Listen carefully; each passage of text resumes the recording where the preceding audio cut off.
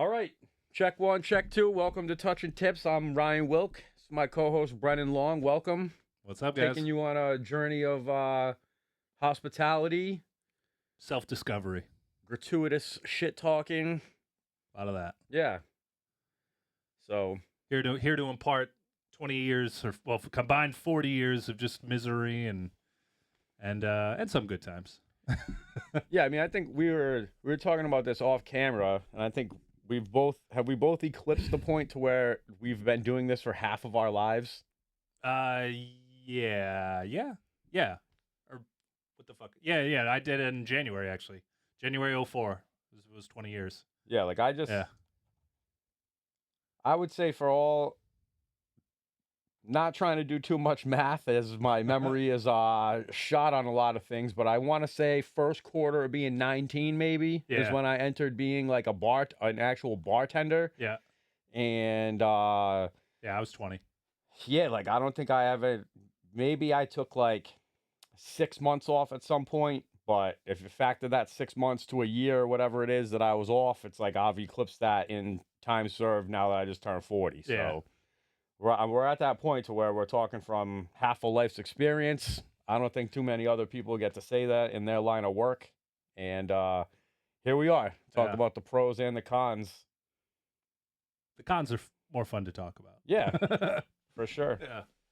So what, you maybe give a little recap of how we all got started in this thing and go from there. I guess I'll start out since we're sitting in my basement. Yeah. I got into this industry when I was like late 16, early 17. My best friend at the time was working at Red Lobster in Port Charlotte, Florida. It was his second high school job. He had started out, he was like a porter for like a nursing home. And then he got, I saw him working. He got his license and started working as soon as he could. So he was like a big inspiration in my life to like get to work. You know what I mean? Like I was like sitting at home playing Tony Hawk for like 6 months while he was out there being a man already.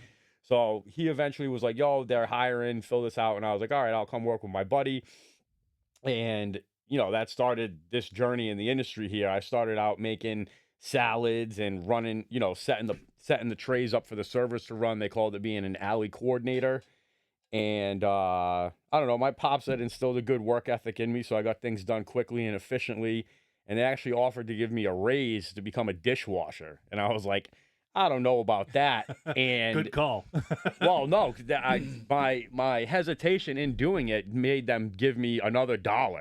Yeah. So like now it was kind of messed up, but I was already making more money than my friend that got me the job, I think, because they put, they needed a dishwasher that bad, I guess. So I started doing the dishes, and then that led to, I don't know, gaining the respect of all the other older guys in the kitchen and stuff like that. So they kind of took me under their wing, and, I progressed along, started getting raises, learning all the stations. And basically I did everything at Red Lobster from backline cook, fry cook, assembly. The only thing I never did was run the grill. And I did that for high school into my first year of college. And then I went home from Tampa to Port Charlotte, and I worked in the kitchen for like that last summer vacation, and I had worked out to come back as like a server in training my second year in college. So I come back as that server, and it is in the hood. Like it is in Bush Boulevard in Tampa. The 1st and the 15th are very important days in this situation, and it was a mess a lot of times. It was tough, but it threw every curveball possible at me at such a young age that by the time I moved on to another restaurant, it's like it was old hat. Everything was easy. No situation was too difficult because I had already been having the business handed to me baptism by fire on the daily. Yeah. So, and give it out to Red Lobster. They're very structured, and especially with the way that they treat like the seafood, the shrimp, all that stuff, like all these hourly check-ins, ice baths, all this stuff, like it instilled like, I don't know, a sense of you owe it to them to like do this the right way. You know what I mean? So it kind of helped me become like a better, regimented everything. Yeah, like it showed you that this was like an actual real job, like not just messing around, So in high school, my friends and I, we definitely just messed around. But once I got to college, like I started taking it more seriously. And Red Lobster, like I left them probably, maybe I was 20 years old, maybe still 19. My buddy Tommy, he got a job at a nicer seafood restaurant in a nicer part of town, like out on the way to the beach. And then he recruited like all of us out there. So it was awesome. Like it was me, that Tommy guy, and probably like 10 of my other college friends all working at that one restaurant. And it was a good time to have. We're all waiting tables, getting good at that. And then two bartenders, I think, in 2 weeks got like red carded. And that's when I think you get arrested, I think, actually in Florida. It's like you don't Like an card. ABC sting. Yeah, like you don't card like an underage person. And again, like management came to me and they were like, we want you to do this. Can you help us out? And I was like, all right. I had the party house in college. I was like, oh, like you're making all the drinks now? Like that's awesome, and I didn't know what I was getting myself into. They let me loose back there, and probably for like 2 months, I was like, I'm getting worked like every night. You know what I mean? Like every day. Think about that. Like a new drink is thrown at you, a new issue, a new this, a new that. And I was like, dude, I was killing it serving. What did I do to myself? But finally, gained my bearings, started getting good, using all the other information that I had taken in, and just went from there. And, now pretty much fast forward through, every chain restaurant and other kind of thing, except for a country club that I haven't done. So Yeah. I don't know. There's my 20 years in a nutshell. So mine, I'm sure you, yeah. Mine I feel like didn't take quite the go-getter path yours did. I started out, my young self was washing dishes in like a diner kind of place. You'd wake up at 6 a.m., get high beforehand, get high like at, you'd get out at like 1:32, and your buddy would be like waiting for you to smoke weed like on the way home, just like, just fucking around, not really giving a shit. I was a janitor at a hotel. That was a pretty fucking dope job. That was the kind of job where like you would show up, they'd give you like a list of like 13 things to accomplish over 8 hours that any fucking idiot can do in like 11 minutes. And the rest of it was just me ripping butts on the patio and, fucking around. Pizza delivery man. That was a fucking dope job. The kind of job where like, I was a small town pizza delivery man. So like when my buddies would order pizzas and shit, like on a Saturday night, and I would just show up, just drink like 6 beers at their house, just like get back in the car, drive around. Yeah. Allegedly. But yeah, so that was basically what I was doing all throughout high school. It's just like jobs where I would just be like, how much can I fuck around at this place without losing my job? Which is a skill I've perfected. But the older I've gotten, the more responsibilities I have, and the more I have to not fuck around. But whatever. So yeah, so at that point in time, I get out of high school, I start going to college. I completely fucked that up too because I had absolutely no ambition. I was completely rudderless in life. And so I failed out. And then after that, I had a buddy who was waiting tables. And I was like, how fucking hard could this be? Spoiler, it's fucking hard. It's real hard. But, it afforded me the ability to pay rent. The better I got at it, the more I would make. And at the end of the day, I always nobody wants to feel like they're shitty at their job. So everything I've ever done to progress in the business has been from a place of, I don't want to be terrible at this, and I want to make as much money as I possibly can. And both of those goals kind of like, coincide. yes. So, I've learned a lot of shit, how to do things, what not to do. I basically stopped serving 3 months in because it was one of those things where, like he said, like Ryan said, it's everybody has that first moment bartending where it's like, it's a kid who didn't show up for his shift. It's a kid who called out because he was hungover. It's a kid who was just like, I don't want to do this anymore. I'm out of here. And then Saturday rolls around and they're like, fuck, we need somebody. And I was that somebody that one day, and the rest was history. So, yeah, it was kind of one of those things where, I'm a pretty personable, well-liked guy. A lot of people kind of, forgive me for my lack of ambition, because I can, at the end of the day, bullshit my way through it. But at the same time, I've never let my lack of ambition affect my job in the sense of when I'm there to work. I don't want to fuck around. I'm not here to, make anyone else's job harder than it has to be. And I want my job to be as easy as it possibly can be while maximizing the amount of money that I'm making and the amount of hours that I'm there. So I think I've earned a lot of people's respect from that regard. So I like to think I'm pretty good at this. If you're listening to this and you disagree, you can fuck yourself. You probably sucked. So, that's basically how I approach it, I mean, there's some type of like great saying where like you have to be okay with failing to get there in the first place. Oh You yeah. know what I mean? Well, So first of all, let's just say this: anybody who bartends, you were objectively terrible for at least a year. yeah, I mean, maybe 6 months, maybe you were like a fucking savant, but at least 6 months, you were fucking terrible at your job. You know, you didn't know how to make drinks, you didn't know how to do fucking shit, you didn't know how to, it is a kind of it's a ballet of sorts. Like you kind of Yeah. have to learn how to do 13 different things simultaneously, It's a skill that a lot of people don't have. it's not just making drinks either. You know what I mean? No. It's the overlap. It's learning how to, work with other people in a confined space. Yeah. You know what I mean? Yeah, It's work like, with and work for. You're gonna have different types of owners. You're gonna have different types of managers. You're gonna have different types of coworkers. Obviously, different types of fucking clientele. Yep. Like you could be waiting on like the biggest piece of shit you could possibly imagine. You could also be waiting on the fucking nicest guy you've ever met in your life. And those dudes can come in within 10 minutes of each and they're other. they're 6 feet apart Yeah, sometimes. exactly.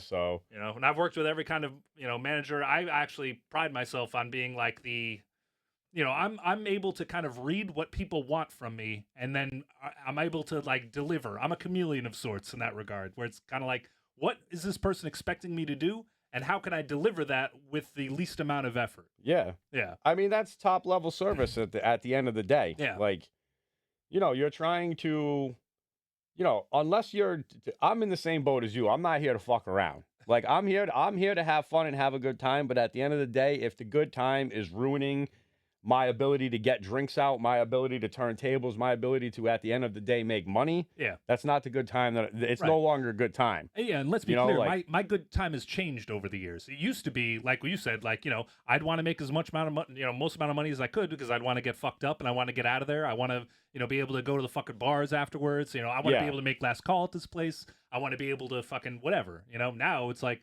I don't want to spend my time in this fucking building when I don't have to be, because I have a family, I got kids, I got a wife. It's like I want to maximize the amount of money that I can make in this fucking building, so that way I don't have to be here for 60 hours a week to make it. Yeah. So, But I mean, that all goes along with the chameleon thing that you're talking about. Is every guest is going to expect something different and want something different of you. yeah. So the guy that you're thinking is like an asshole, maybe he's just an asshole because you're talking to him too much.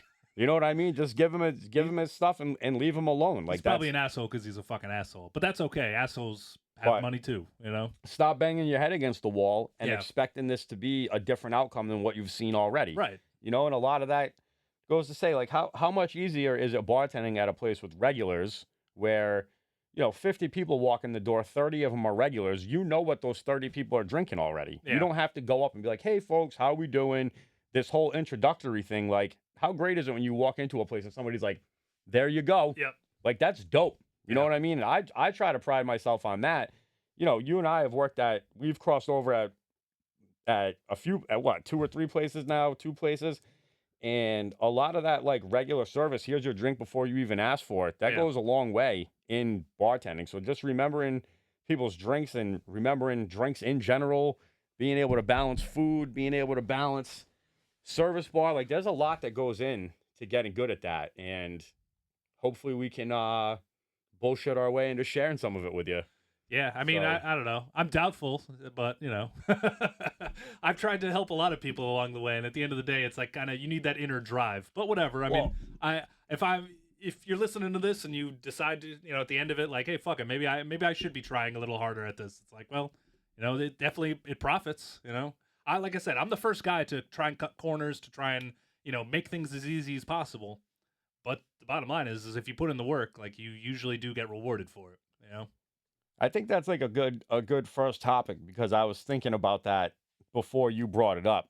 But there is, like, you will come across those people in this industry that are like, I don't understand how their brain works this way, but it's like they are here to mess around. Yeah. Like they either don't have the desire to get better than they were the day before, or they don't comprehend that, like, doing things well repeatedly makes more money for yourself. Yeah. But I've worked with people like that where I'm just like, what Yeah. are they doing? I Like, call them the dumbest, laziest people. It's like you're being lazy in the fucking stupidest way imaginable. yeah, I am lazy.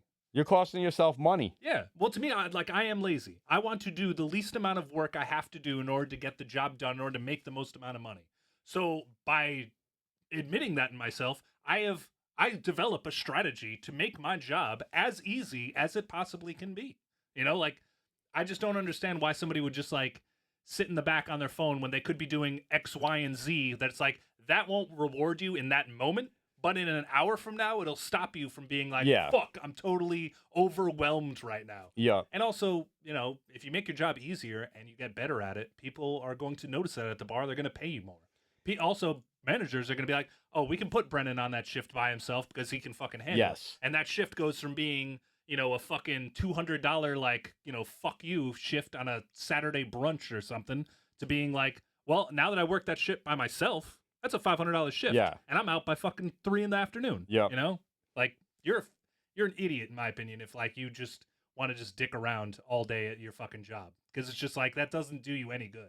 Yeah, like especially if you're in the bracket of making the $3 an hour, yeah, $3 to $5 an hour, like everything is on you. Yeah, it's on you to generate this money. So if you're in the back and you're on your phone, it's gonna cost you your ability to like make new regulars, your ability to find and sort out the good and the bad from the crowd. And I don't know, it's even worse when you're forced into a situation to pool with people that are not carrying their weight, that are in that mindset. Yeah. So there's definitely some pitfalls to everything too. It's such a crazy business. Yeah. That I think we can. In terms of pooling, I mean, obviously we've all worked with bartenders, on the same shift or whatever, where it's like, I'm okay with, as long as you bring something to the table. You know what I mean? Like, I'm usually the guy who's the one who does all the grunt work. I'm usually the guy who's like the planning ahead. I'm the one that's kind of orchestrating shit.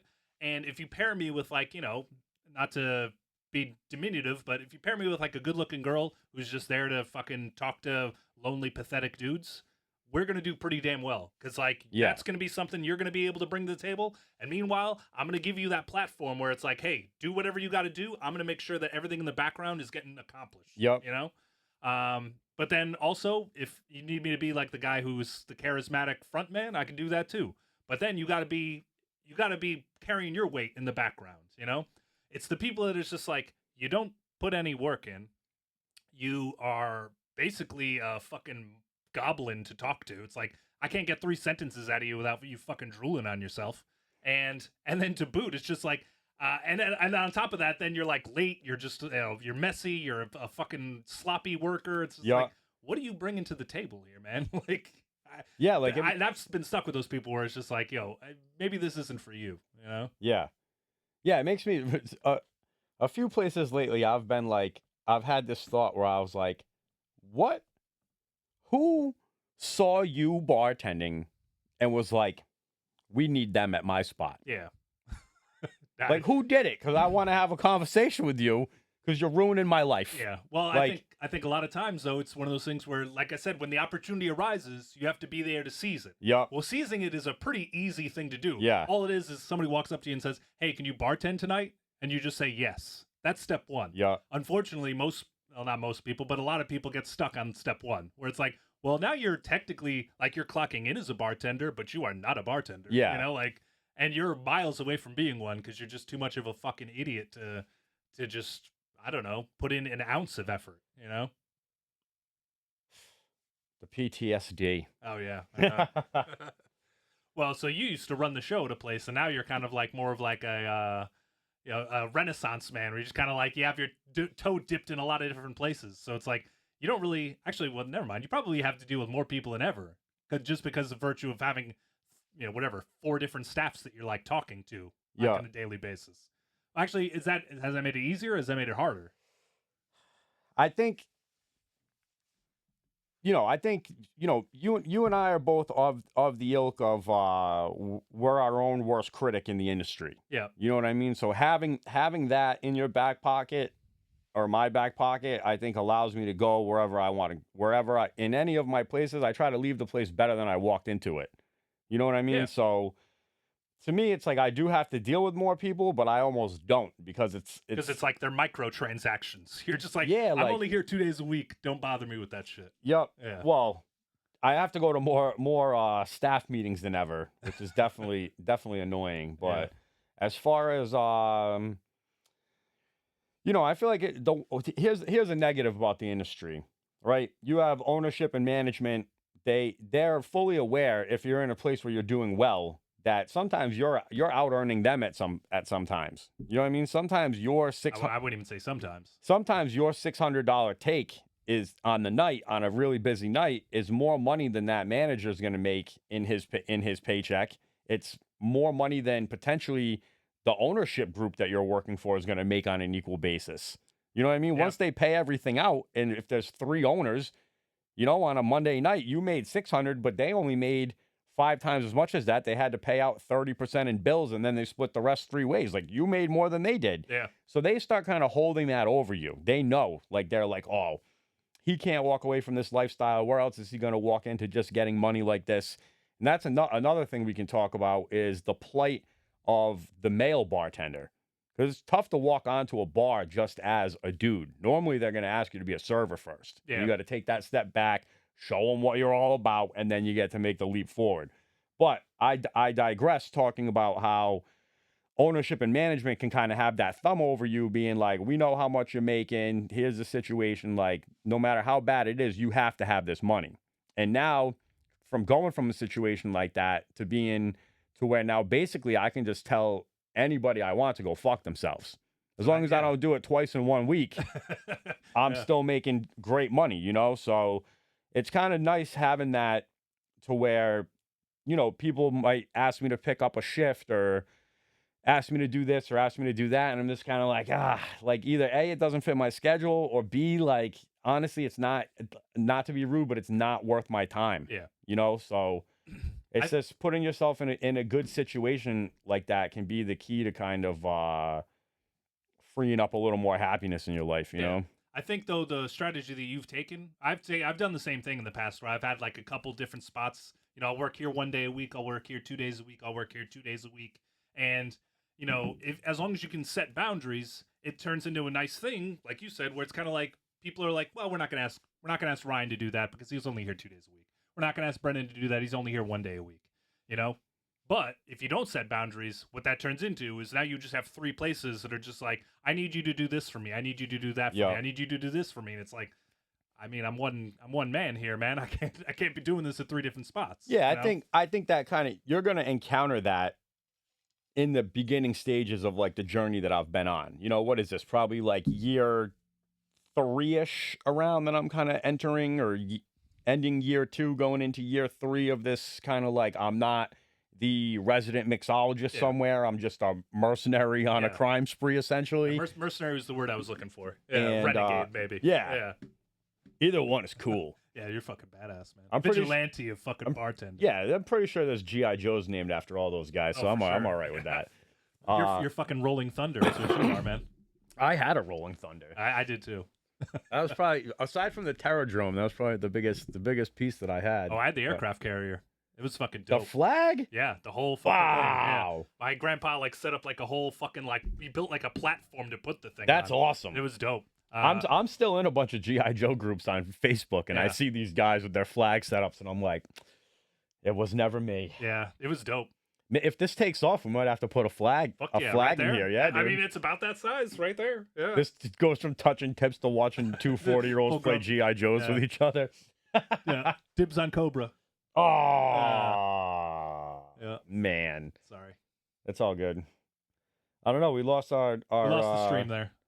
G.I. Joes will do that. Yeah. No, we were talking about being a renegade. Yeah. Rolling Thunder. So yeah, I'm in like year 2 or year 3 of this renegade journey, and you definitely have to set boundaries. Like, you have to just be straight up with management and be like, I don't know how you just have to start every sentence with all due respect.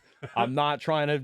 You just have to be like that. You need to set expectations. I'm a wanted man at 5 different places. And my schedule's pretty set. So if you want me to take on a shift, that's fine, but you're Yeah. going to have to give it to me full time, and I'm going to figure out the rest of my schedule based on this. Right. And then B, it's like, I never really do this, but I could just lie. Be like, oh, I can't go to this work meeting. I have a scheduled shift every time You at don't, this. wait a minute. So you don't do that? No, I literally did that all the time. That's like funny. That was the fucking benefit of having 3 different jobs. It's just being like, nah, man, can't do that. Sorry. I mean, Like- the last work meeting that I went to, I felt like it was like I had to be there because I worked the place that I had to go to the meeting at, I worked there Thursday, Friday, Saturday. So it's like I'm the guy with all the busy shifts. It's like you couldn't skip out on it, you Yeah. know. So I just felt like I had to go to it, but definitely in my back pocket for every other thing I got Yeah. going on now. So I mean, to me, that's But- like one of the ultimate perks of Yeah. it is to be, having somebody call you up and be like, hey, can you pick up my Tuesday? And just being like, I don't want to do that. You just text,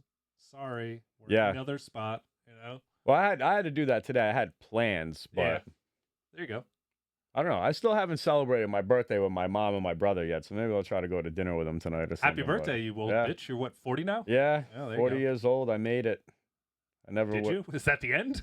I don't know. Are I we gonna can't- get shot in the back of the fucking head? I remember Yeah. I had some old man stuff happen to me the other day, and I still can't remember what it was, but I was still like, all right, That's part of here it being is. old. And yeah, like I brought it up on my man Pop's Nutrition's podcast the other day, and I still can't remember it. So I think that's even more of the bit. Yeah. It's like, yeah, you are getting old because Yeah. you can't even. Can't remember shit. Your subconscious won't even bring it back up for you anymore. Dude, I used to be able to fucking have 8 people sit down at the bar.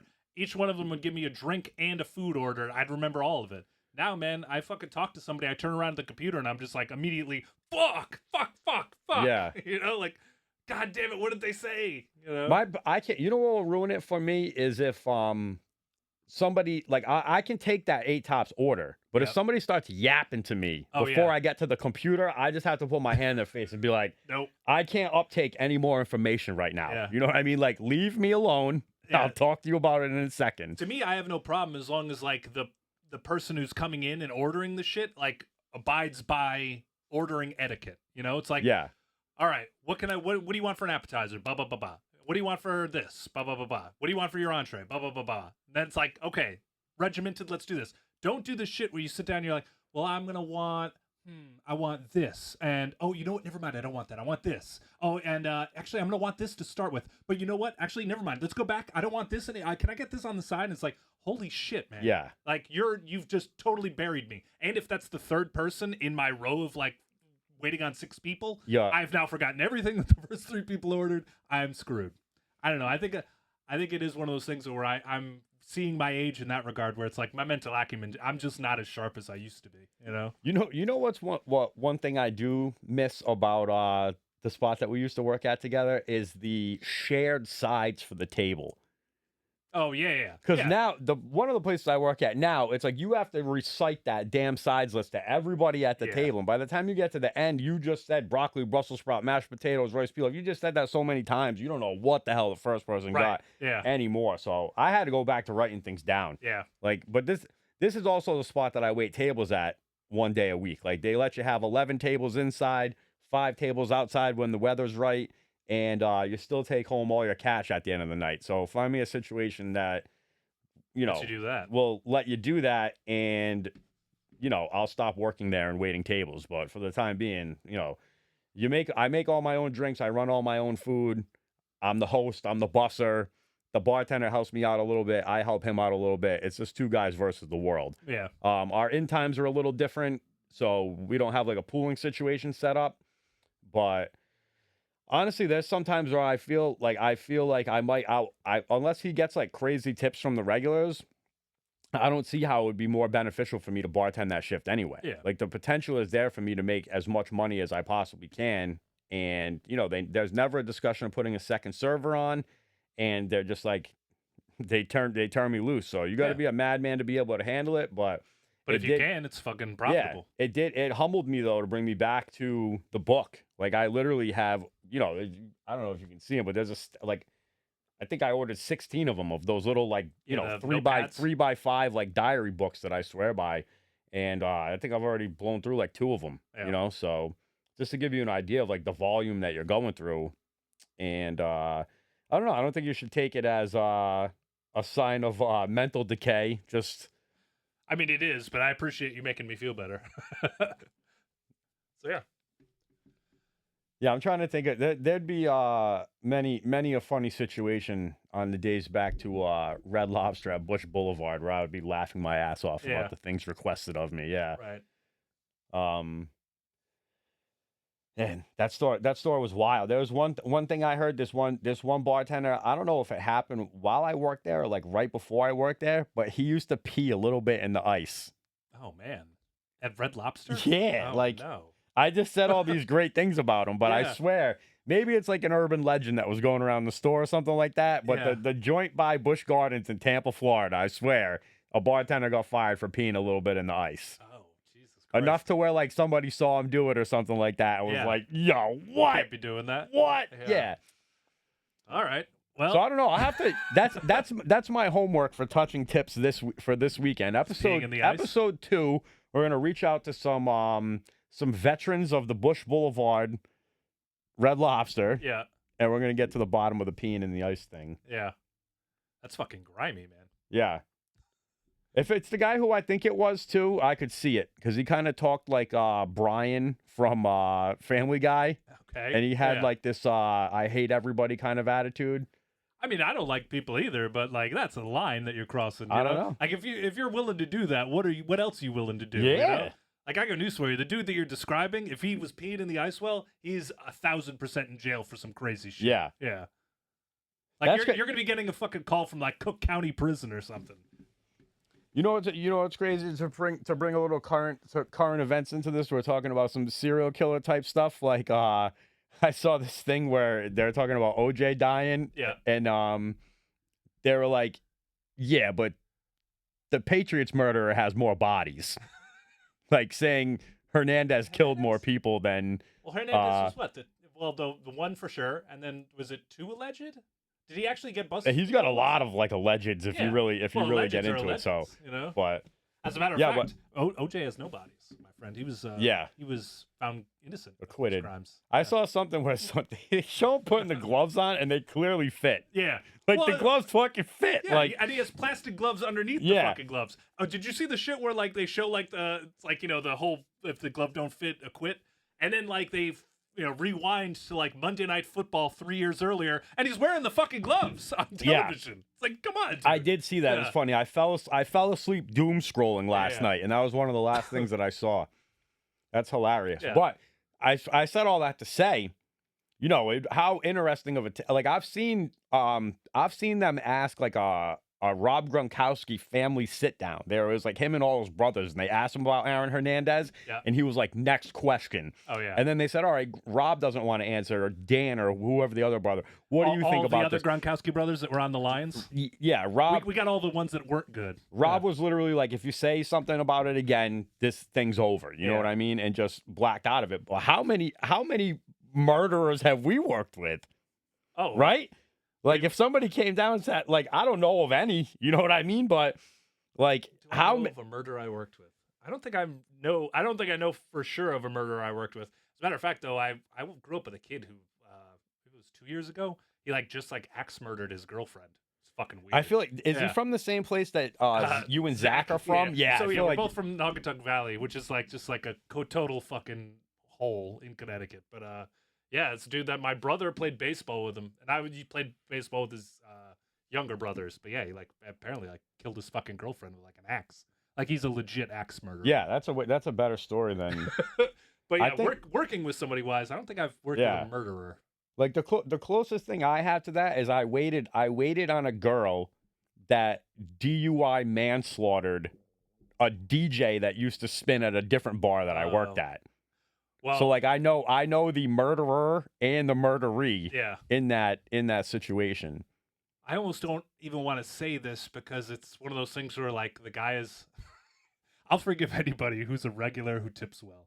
It's like my flaw in life, but it's Yeah. one of those things where I'm like, this guy comes in though, and he comes in with a new girlfriend, and I'm not gonna get too deep into it because I don't want people to extrapolate who it is, but it's one of those things where he was driving home. I think he was drunk, maybe he wasn't. I don't know the details. But he was driving home, and his girl quote unquote fell out of the car like on the highway. Wow. And it was one of those things where like everybody, I guess, was kind of like, I think this dude killed her and he got away with it or whatever. But at the same time, he comes in and he tips well, so good for him. He's all right. Yeah, he's all right. He's all right. I don't believe those stories for a second. He's one of the boys. No, I'm a monster. I'm sorry. You know what? What just worked its way around. So my brother, he used to work with us at this one spot, and he got fired. I don't know. Maybe he got fired before you started working there, but he got fired because he forged his ServSafe certificate. Yeah, no, I was there. Yeah, what a fucking idiot. Yeah, Jesse.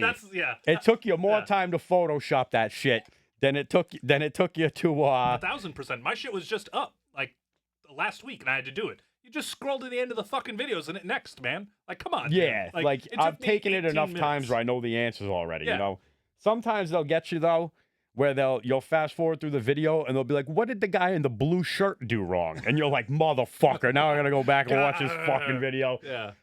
Still though, like fucking tape to tape, it's literally like a 32-minute. It's supposed to be like a 3-hour long thing, but you can get it. You can get it down.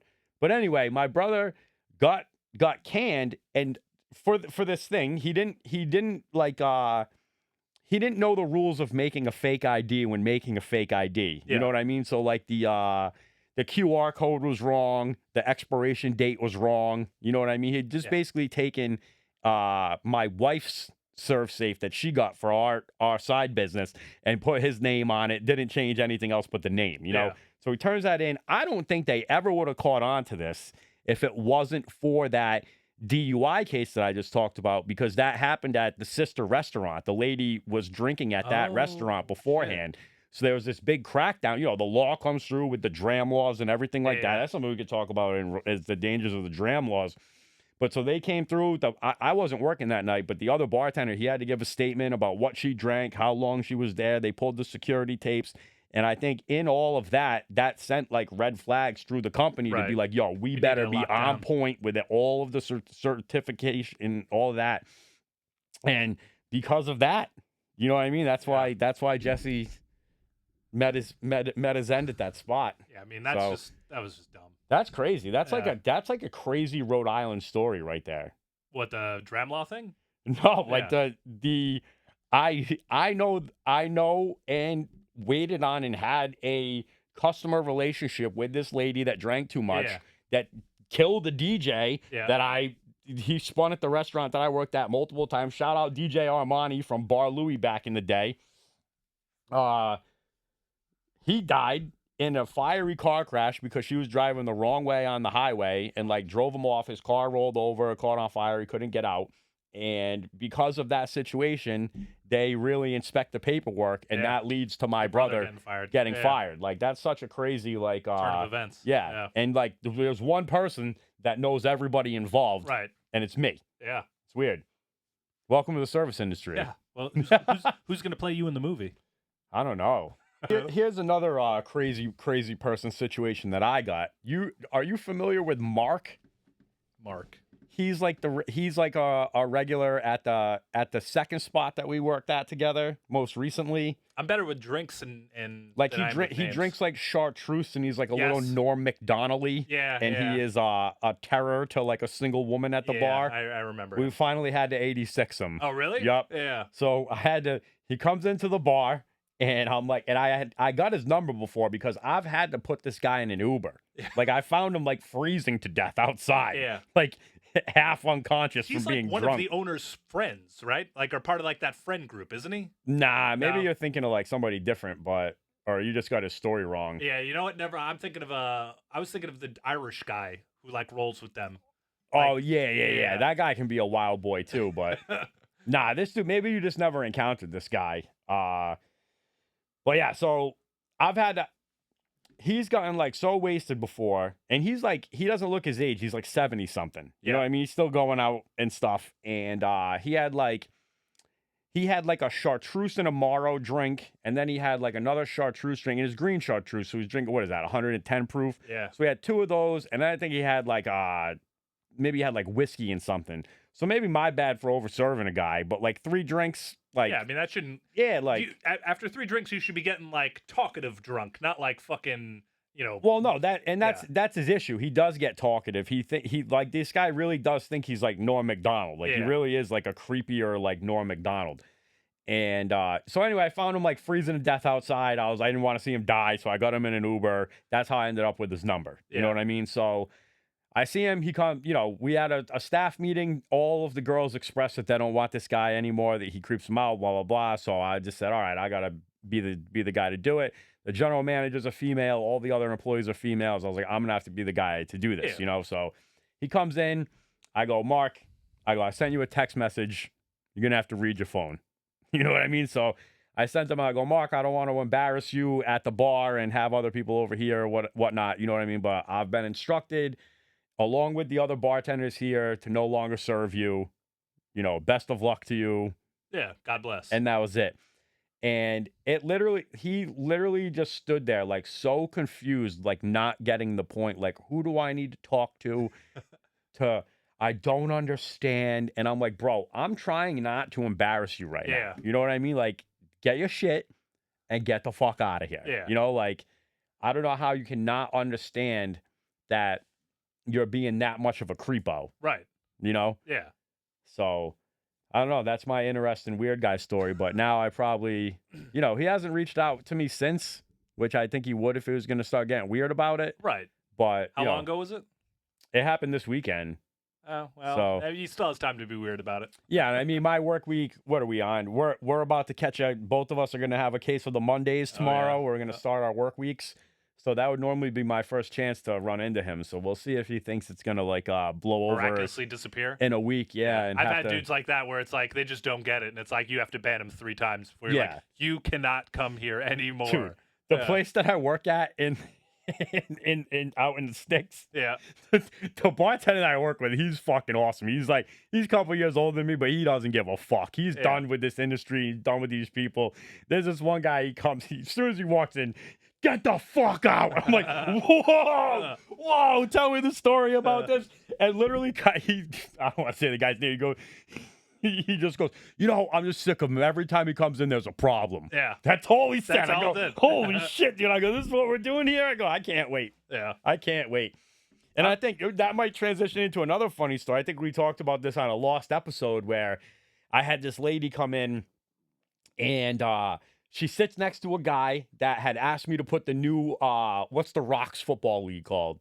Oh, USFL. Whatever it is. Shit? So that's going to start in like 8 minutes, right? So he asked me to turn it on. I turn it on. There's something stupid on TV that I doesn't want to watch. Yeah. So. What, did she ask to put on the USFL? Or this guy. They're unrelated. So I forget if I change the channel back to like something important or I just give the guy the remote. Regardless, I give the guy the remote. The lady comes in. She sits down next to him. I come back, and now Lifetime is on the TV. So I look at him like, there's these 2 old fucks. They fucking can't figure out how the remote control works. They somehow got Lifetime on. Now it's past the 8-minute threshold where the football game's on. So I pick up the remote. I go, my man, your game's on now. I turn it on.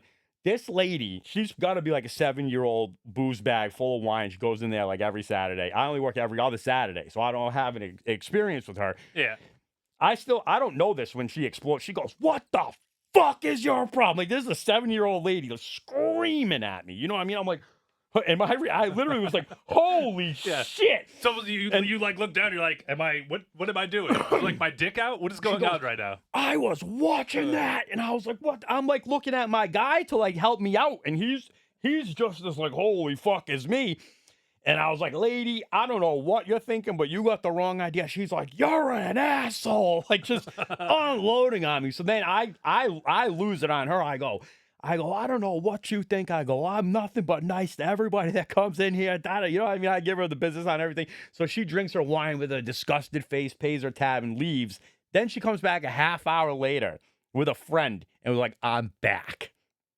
Yeah, I mean, no, you're not. And I was like, so then I like tried not to serve them. You know what I mean? Yeah. And by that time, a fellow bartender was in there having a drink. So she kind of like, she's like, yo, like, she kind of put it together and was like, she changes the channel all the time.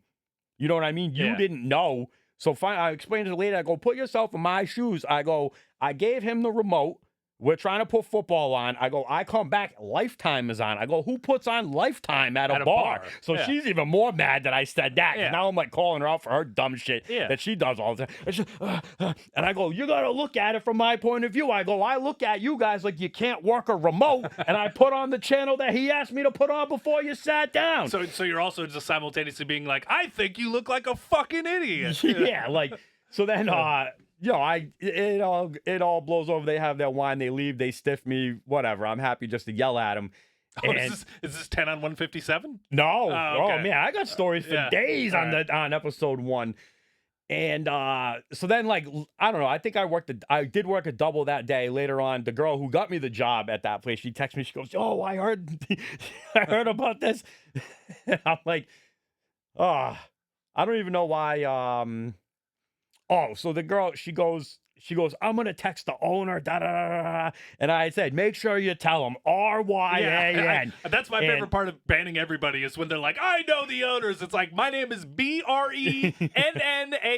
Tell him to go fuck himself too. I got that from one of my favorite managers back in the day. He's like, make sure you spell my name right. And I was like, my guy. Yeah. So, yeah, and I never heard from the owners about it. So they must know she's a crazy lady. Actually, my brief time at that same spot, I had a run in with, I didn't know the guy's name, but he's like somebody who was a regular at another one of their bars, and he would come into this one. Yeah, I remember this. Yeah. And he one night he was doing the creep mode thing where like he would just sit there and like breathe heavily in the direction of fucking young girls, and it's like, whatever you're doing right now, man, you got to get the fuck out of here. And then like we had an altercation where I had to fucking throw him out and then ban it, and like then he came back like a fucking week later. And he sat down like nothing happened, right? Like he had no, he obviously had no recollection of what happened, what transpired. Oh, he was probably wasted, right? Yeah. But so we sat down, and I just went up to him, and I was just like, "You are not welcome here." And he was like, "What?" Like, thunderstruck. And I was like, "The way you behaved the last time you were here was fucking unacceptable, man. And like, I don't want to call you out in front of everybody here, but you're going to get up, and you're never like, you can come here, but if you walk in and see me here, you are not going to be here. Like, period." That's the way I left it with them. And then, yeah, lo and behold, like everyone else was like, yeah, we have problems with him at the other spot. It's like, yo, why are you just letting this why is he fucking still here? this fucking renegade cocksucker come into your fucking business and just disrupt other people? It's like, fuck this, dude. Is it worth the fucking $18 worth of fucking profit you're going to make off this dick? No. Like, fuck that. So, yeah, that to me is my favorite part of the job, though. Like, there have been very few times in my life where I've gotten to ban somebody, and oh my God, I love every single moment of them. Like, they're the best. There's nothing better than just like having them like, what do you mean I can't come here anymore? It's like, yeah, no, you cannot come here ever again. I hope you're happy. I don't know. We're back with touching tips from my bathroom break because I can't keep it together anymore in my old age. Gonna need that finger in the butt soon. Yep. I heard you can get like there's something they have to do with like your like esophagus or something at the same time, so they like knock you out and they get you from like fucking both ends at once. Yeah, there you go. Two-way jam. So whatever, man. Yeah, I got the DP coming in my in my immediate there's a future. button up there, man. It's biology. Just saying. I come out of the anesthesia like I'm having a great day. When can I schedule my next one? Yeah, like I just feel so relaxed. Yeah. What's sticky all over me? Yeah. Anyway, where were we? Talking about. You're talking about the people? Brutal customers of the week, I guess.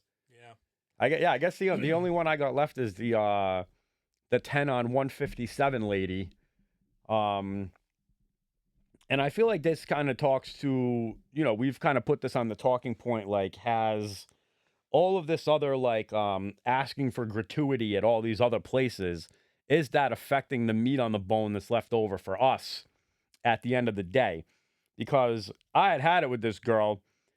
She basically, her and her friends, they sat there all night long. They ran up $157 tab. They left me $10. You know what I mean? Now, granted, we work at high-end places. $157 isn't what it used to be. You know what I mean? What is that? A couple rounds of drinks. They had 2 pizzas. So they spent like, what are the pizzas? Like $15. They spent like $30 on food. You know what I mean? Yeah. And so they were kind of young. So I went up to them. I go, ladies, this is what I said. I said, I don't know if you're brand new to going out, but I said 10 on 157, is not only an insult to us, but it's a waste of our time. Yeah. And she kind of like looked at me like, how could you ever even say that to me? Yeah. And she said, well, it's what I'm able to do. Like, that's what her response was. Which And it's is like, just well, like, well, if you just didn't get one more fucking pizza, you fat slob, I yeah, would have gotten like, another $15. if you didn't like misappropriate your funds on the night and you took care of this and you participated in like the unspoken thing that we're engaged in now, then you could have budgeted your money right, but you chose to short me instead. Yeah. You know what I mean? Like, you made a choice to short me. Yeah. Like, you're not uneducated, you're not misguided, you didn't have a bad time here. Like, your retort to this was, well, it's what I can do. Yeah. Well, and then also And- it's like, if you're drinking 10 fucking Don Julio Repo margaritas between the four of you, get Espolone next time. You know, Yeah. like, fuck you, you know? But they weren't even. You never would have even seen this coming. You know Yeah. what I mean? They were drinking wine. They were having a good time. You know what I mean? Yeah. They seemed to be good people, and it was like I was just so blown away by it. I was like, you know what? I'm gonna ruin your night Yeah. before you go home. You know? Yeah. You're gonna ruin my night. I'm gonna ruin your night. And I think that kind of all goes back. I got all these jobs. Like, I don't give a fuck. Yeah. You don't like that I said that? Fire me. I don't give a fuck. Yeah. You know what I mean? So Just a nice problem to have. yeah. Yeah. Which, I honestly feel like I'm happier in my life. You're just fucking going around dispensing justice. Yes, Yeah. the bat. We're having a lot of funny topics. You know, one time I bartended on Halloween, and it was a Saturday night, I believe. And my other bartender, he was a gay man at the time, and I'm only saying that Not because anymore. I don't know. I don't keep Did up the with him. Christians get to him? I don't keep up with. Yeah, maybe a Jehovah's Witness knocked on his door. But he wanted to dress up like Batman and Robin, but like gray long johns Batman with the Adam West Batman, you know? Yeah. So and he wanted to be Robin, of course. So I'm like, all right, you're Robin, and I'll dress up like Adam West Batman. So that leads me to be now bartending in a set of gray long johns or thermal underwear, whatever you want to call it. I've got the navy blue underpants over it. I think I had bought like a Batman shirt that had like the logo. So I got a short sleeve Batman shirt over this thing, and then I had like it was like a hoodie, or not a hoodie. It was a winter hat, but you could pull it down all the way and it'd be like Batman's face. Yeah. So I was wearing the hat like on top, so you could still see like the Batman on top, but I wasn't wearing like a winter hat over my face at work inside. Right. You know what I mean? So eventually, the night's a bust. Robin goes home. Yeah.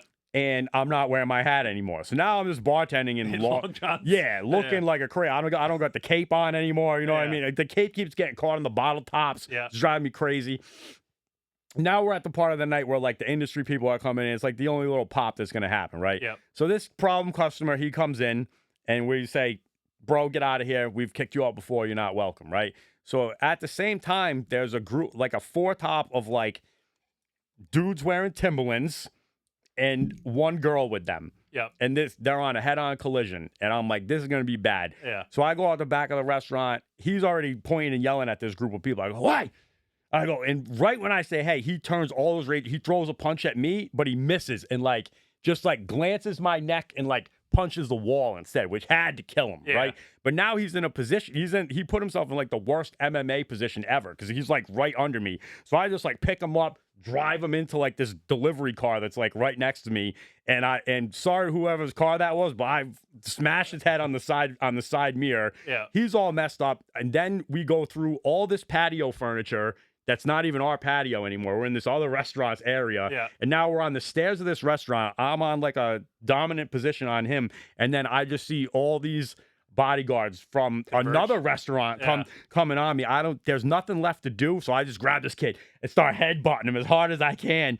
And finally they separate us, they pull us apart, they're dragging this kid away, and he goes, why the fuck are you even dressed like that? So the whole time this guy's getting his fucking ass kicked, the only thing he can think of is like, why the fuck is Adam West fucking me up right now? No, but I don't. To him, I'm not even. He doesn't even recognize that I'm dressed up like Batman. Cape. You're just some random fucking dude in pajamas fucking beating the shit out My of him. underwear.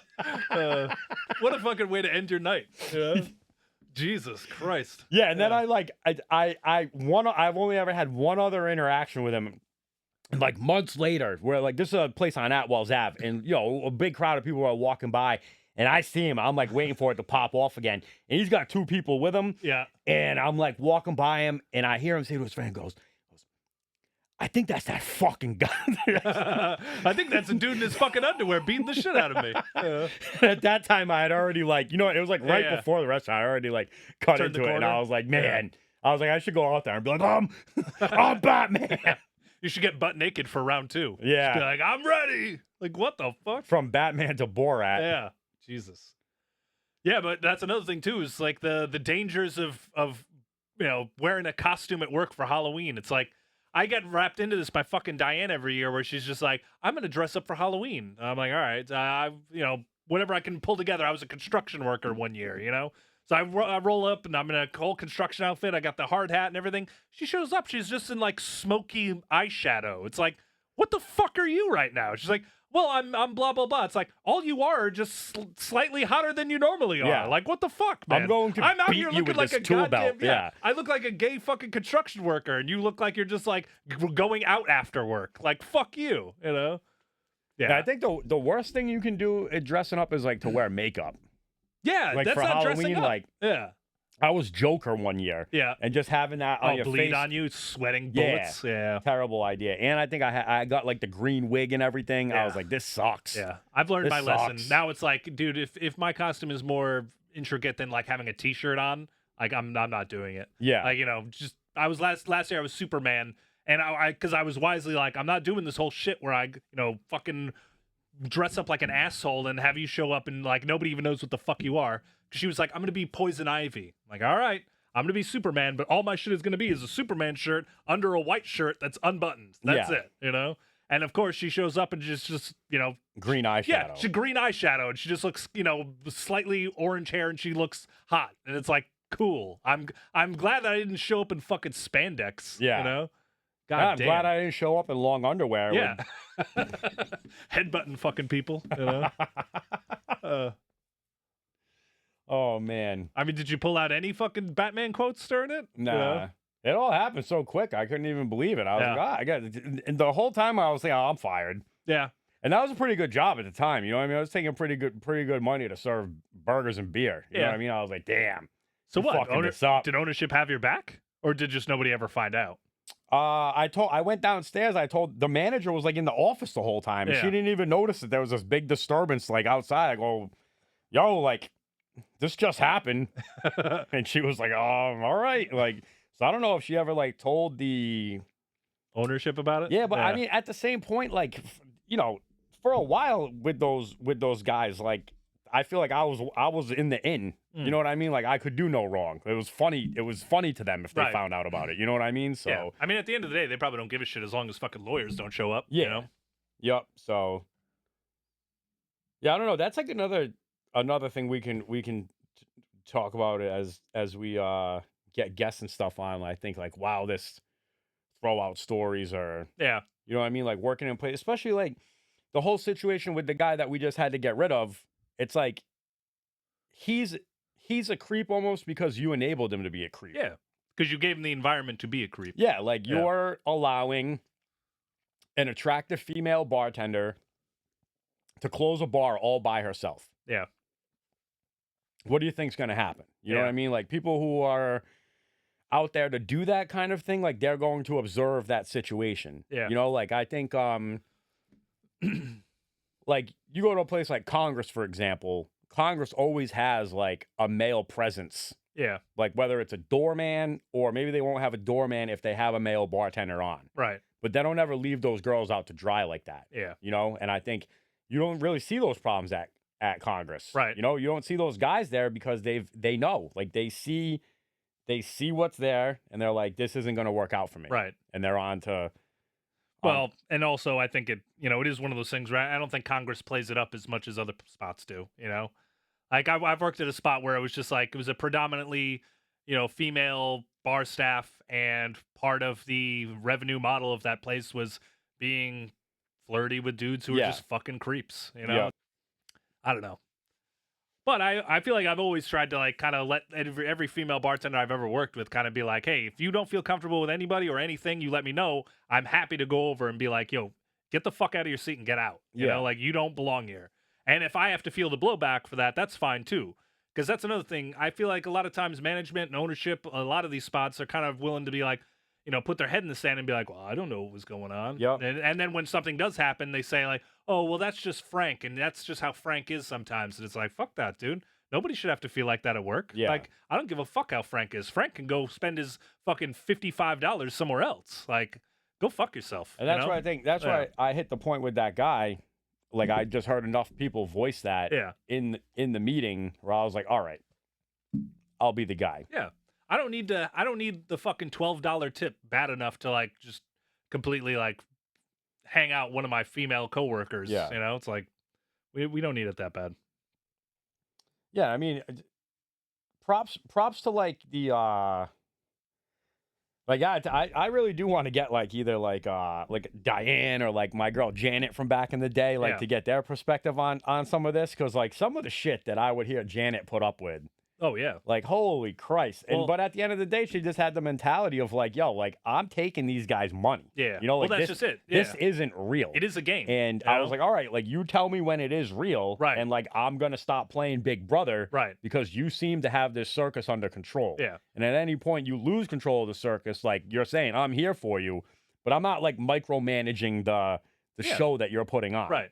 So I mean, I've been doing this 20 years and I will say that like it's gotten better, I feel like. Have you noticed that? I feel like it was a lot worse back in the early days. Like, the shit that dudes used to get away with saying, like, back in, like, the aughts, like, was fucking nuts. Like, dudes would just straight up come up to, like, female bartenders and just say gross shit where you're just like, well, dude, like, you got to get the fuck out of here now, Whereas, like, it comes, but it's further and far between now, I think even the staff. Yeah.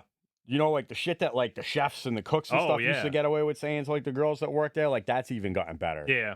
But it's still there, especially if you work with I think your spot has like that well, that's how Frank is, and it's like he's been going there for 20 years and they're just kind of they're harboring like the last of like the old school guys, if you will, Yeah, they're trying to milk them for everything they're worth. Yeah.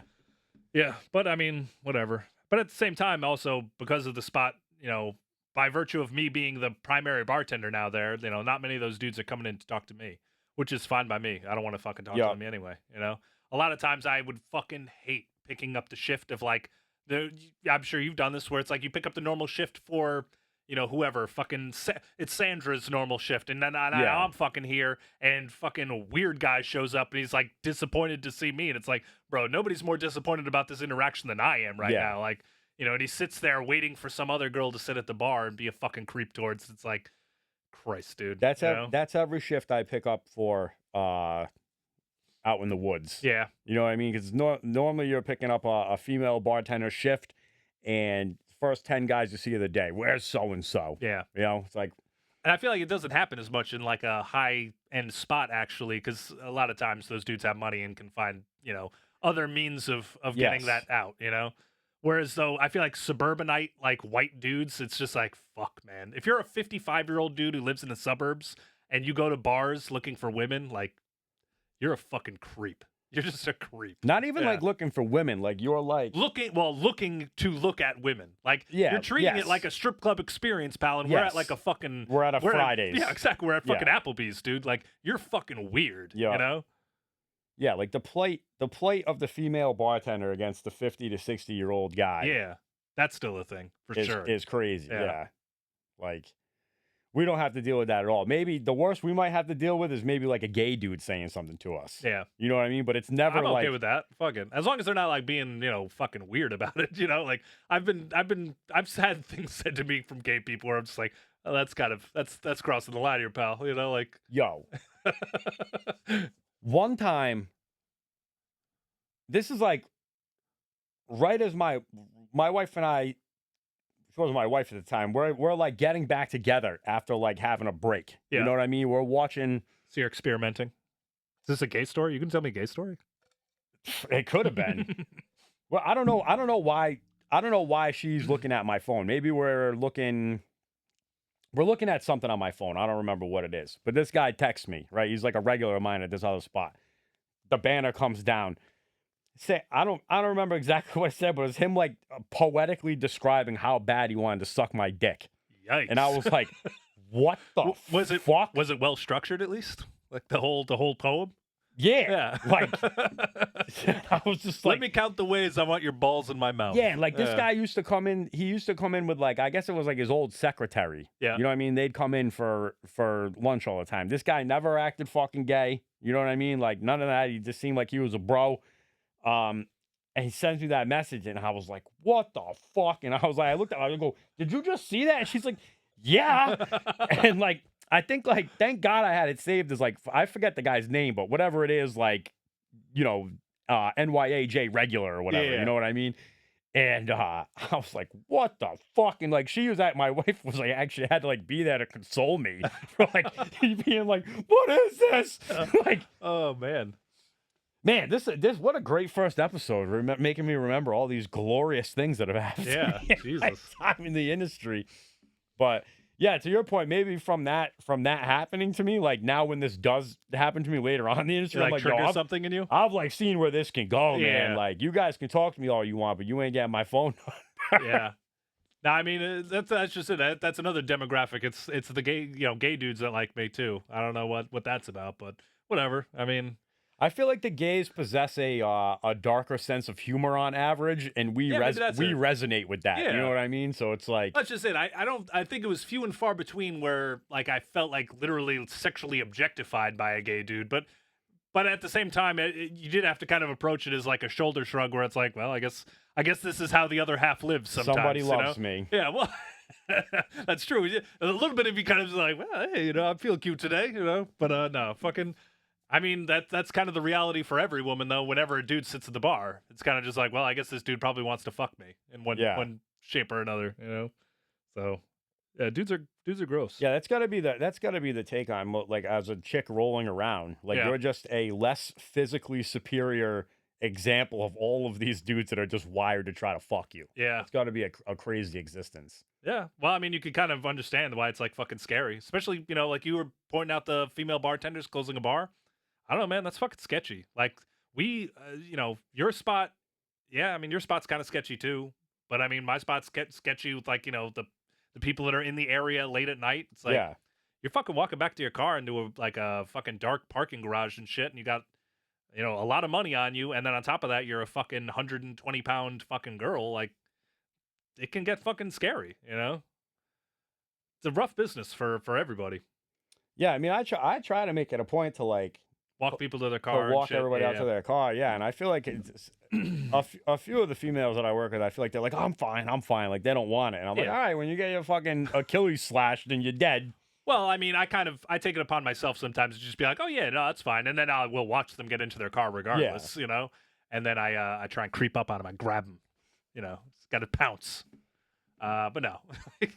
Sometimes, yeah, you don't want them to like feel like you're babying them, but at the same time, it's like, well, I just don't want to fucking read about you in the newspaper tomorrow, Yeah. That's so. Have you ever seen that meme where they're like, "How come the bartenders are never upset in the movies when the police are like, yeah, this regular of yours got murdered," and you're like, "Yeah, I fucking hated that guy for like 8 years. Yeah. I'm happy that he's dead. Can you give me more my details?" God. Dude, the spot I worked at before COVID, we had this regular who was like a borderline homeless woman. It was a weird thing. Like we had a hotel in the back that would like kind of handle like not the homeless population, but like maybe like the houseless population kind of shit. And this bitch was like, she got busted for a DUI where actually this was another story where somebody murdered. Yeah, maybe I do know a lot of murderers, but she got busted for a DUI that I think it either killed somebody or somebody was like seriously hurt in the thing. So like she was in like the legal proceedings of that. But she was a disgusting human being. Just a fucking kind of person that would like just sit there and, just make noises. The kind of person who's just like, sorry to do this in an audio medium, but, like, it's just like, you can tell it's like, yo, lady, you have like You're COPD like dying or on something. the inside, like, yeah. You're fucking dying soon. And she was a drunk and she was always a fucking problem. But where I'm going with this is fucking coming out of COVID, though, that place closed down. And she was one of the people I was like, thank fucking God I never have to see her again. But I got to think, like, COVID, right? Like she was the number one target of that shit, right? Fucking old woman, chronic respiratory illness. She's got to be dead, right? Got to be. And the thought just like, I wish I was there. I wish I was there at the last moments, Like, I don't know if there's a sum of money that would have not made me want to, like, just show up at her deathbed and just, like, watch the last breath, like, it's like, you can't breathe, can you? There's all these people mad that they wouldn't let them into the room with their grandmother dying, and you're like, no, I need to see this fucking bitch here. die. Yeah. Oh, my God. Yeah, but, that's kind of my, I guess... That's you know what, actually, I'm fucked up in that regard, I guess. Maybe a lot of people who haven't been in this business 20 years are probably looking at me right now like, yo, what a fucking monster this dude is. But that's just something I feel, man, and I'm going to let you know. I had a dude the other day, though. He's a young kid, busser and shit, like, one of these bubbly motherfuckers who's just, like, full of life, and you're just, like, watching him like, I don't know, man. Just can't wait for life to fucking come raining shit on you.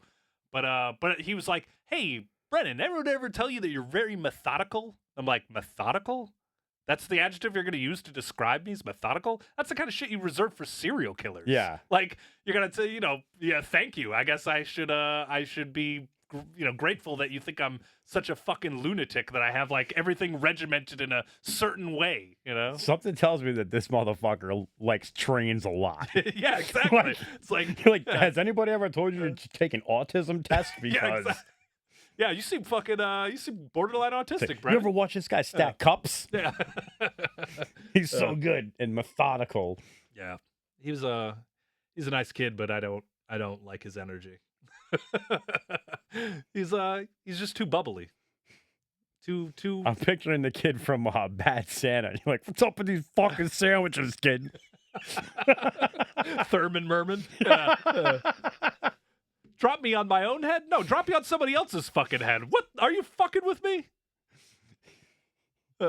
He opens up. Remember in the movie, he's got the Journey of Christmas, and there's one taped shut, and there's like a candy corn. Yeah. It's like an Advil tablet. It's like, what's this? It's like, well, they can't all be winners. No, it's true though. He's he's like one of those dudes where it's just like, you could literally like, smear shit in this kid's face, and he's just gonna be like, thanks, bud. And it's like, what? Why are you so happy? We gotta look up what this kid looks like now. Oh yeah, the kid from Thurman Merman. Yeah. Oh, like what he looks like today. Yeah. That's a good... Like you remember Big Al, and he hits dingers. Big Al that hits. He dingers? went viral for like the Little League World Series. He's like, my name's Big Al. I don't remember. And I hit dingers. He's like, oh, you got like a fat kid. You know what I mean? Hitting home runs in Little League, being a fat kid. Yeah. And they did like a catch up with him, and he's like all in shape, looking great now. And I'm like, I was gonna say, it goes not Big Al anymore. Goes one or two ways actually, because fucking who was it? Like, I feel like it's one of those things where if you know a fat kid or whatever, they either grew up to be like probably fat, but or they grew up to like hypers go the other way where it's like they're like a fucking Olympic fucking. I grew up with a kid. Well, I didn't grow up with him, but I went to high school with a kid who was like a good friend of mine, and he was like a little pudgy, short, fat kid. Now he's like a fucking straight up bodybuilder in like fucking Miami or something. Doing like triathlons. Yeah, no, he does like the whole shit where he like gets fucking tidy whitey or the Speedos and shit, oils himself up like he's a fucking. Oh man, he's a literal like Mr. Olympian candidate. You know the guy that the couple that Johnny lit on fire. Yes, he does that. Really? Yeah. That dude? Yeah. Oh, I wouldn't have guessed that. Really? Was that like an old thing? Like he used to do it? Nah, like he recently got into it. Like when I worked there, he's like, yeah, I got a competition coming up. Da da da da. I mean, the dude's in shape, but he's an older guy. So I mean, I didn't see that coming. Yeah. The wife always has her bombs out, right? Yeah. Definitely the same people. And they used to talk to me about going to. I would tell them about going to Jamaica all the time. Yeah. And then they'd be like, oh, we go there too, but you wouldn't know where we go to. And I think they were talking about going to like hedonism or whatever that is. They're like, definitely swingers. Yeah. They bring around like the third chick. No you way. Ever see the third chick? Nah. Oh, she's like a good looking like. They must have got more comfortable. Yeah. There's another set of people at your spot that does that too. The younger. I know exactly what you're talking about. They're straight predators. Like, have you? It's like an older guy with a younger girl. No, so there's three. Oh, I know. Okay. Is the older guy with the younger girl? Did he used to be an athlete? He looks more like he used to be like a firefighter or something, like he's does like. Does he look like this? No, No? no, different guy. Yeah. Situation that I'm talking about, this guy, he used to play, he was a professional athlete, Yeah. and he comes in Oh, yes. with his lady. Oh, okay. Well, I know exactly what you're talking about now. And he'll be like, The hey, one I'd think, I like yeah. her, and he sends her over to go break the ice, Yeah. and I'm like, Jesus Christ, this guy. That was actually my first moment where I was almost like starstruck because I remember that guy playing. I'm not going to go into it, I guess, but he was in a video game that I used to play, and I used to be like, he'd be a guy I traded for, when in my childhood. So when he sat down at the bar, I was like, yo, are you fucking, and he was like, yep. And I was like, oh, word, that's awesome. But yeah, he's a fucking creep. Yeah. Don't be your heroes. Yeah, for sure. Yeah. Like, it's so funny how you can see like a dichotomy of things though too. Yeah. Because he was also at he was a guest for, I'm not trying to give too much away, but my grandfather was on the Historical Society for something that he was a guest of. Yeah. So the year that my grandfather died, he was there as a guest, and he saw me walking by. He was like, what are you doing here? And you know what I mean? Really, he put two and two together and really made like my brother and I have a great time, and introduced us to all the old time people and stuff. Yeah. And everybody in my family was like, how do you know this guy? You know what I mean? He just charm factor all the way. Yeah, he's a super nice guy when he can turn it on. And then you see him like out in the wild being a dog. Dirtbag. You know what I mean? I'm like, yo, no way. Yeah. So yeah, I think that maybe that might be one thing that I do miss, I guess, about that spot, because I think you see more crazy stuff in the wild there. Yeah. You especially see a lot of with the food, you know what I mean? Because we work in a similar area, but I don't do food anymore. Yeah. So it's like, I'm only ever seeing maybe like the nightcap or like the jump off to date night. Right. I'm not seeing like the actual date night meat on the bone. Yeah. So yeah, we get a lot of ones. I'll put it to you that way. Yeah. Yeah. Yeah. Now it's like I feel like the spot aside from like the late night stuff it's all like college kids. Yeah. It's all like college, like international, like little cocktail lounge. Yeah. Yeah, I like where we're at personally, where it's kind of like we're the spot everyone goes out to eat and be creepy, and then disperses into the area. Yeah. I like very much that we aren't open for any fucking I was just gonna say, shenanigans. especially since they adjusted the hours to Yeah. more restaurant hours. And that's definitely nice too, because I just feel like even like late night where we're at just isn't there anymore. Yeah. You do more standing around waiting for it to be that time than looking up and being like, oh, it's that time already. Right. So Your spot's also weird in the sense that I feel like they should open just 4 hours later than they do. Yeah. Like I feel like you're standing around for the majority of the night, and you're just like, why?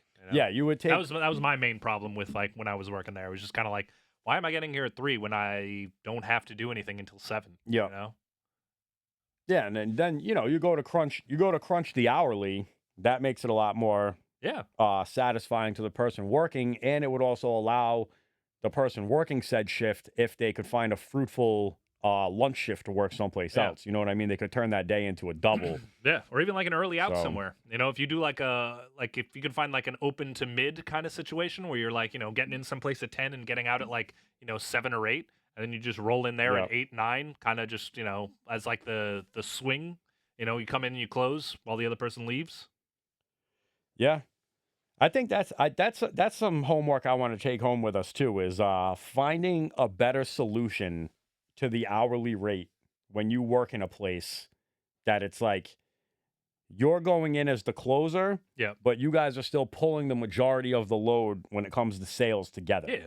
You know what I mean? Like, I get that your time is valuable, but it's so disheartening to go in and like handle the volume with somebody else. They make $495 and you make half of that. Oh yeah, I've worked at spots where it's like you show up at 9 o'clock on a Saturday, and it's like, yeah, I'm glad that I had like the majority of my evening with my family, but now that I'm here at 9, I'm fucking working my ass off for like the next 4 hours, and I'm getting half of the amount of money as the person who got here at fucking 3 and just literally like stood there with their thumb in their fucking ass for the first 6 hours. Yeah. Like, I don't know, this is fucking bullshit. Especially if the restaurant's not continuously being opened up to your standards. Yeah. Like, well, that too. Yeah. When you're walking in at 9 to a fucking shit show. You know?